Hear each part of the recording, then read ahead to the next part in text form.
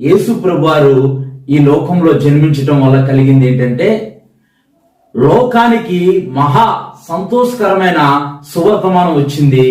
దాని వలన సంతోషించే కాలం వచ్చింది. లూకా సువార్త 2వ అధ్యాయము 10వ వచనం. అయితే ఆ దూత భయపడుకుడి, ఇదిగో ప్రజలందరికీ కలగబోవు మహా సంతోషకరమైన సువర్తమానము నేను మీకు తెలియచేద్దును. హల్లెలూయా. అయితే భయపడుకుడి, ప్రజలందరికీ కలగబోవు మహా సంతోషకరమైన సువర్తమానము మీ అందరికీ తెలియజేద్దని పరలోకం నుంచి దూత వచ్చి అక్కడున్న ప్రజలకు చెప్పింది.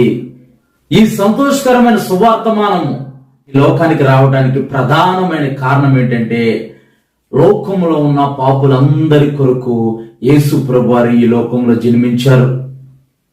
ఒక కుటుంబం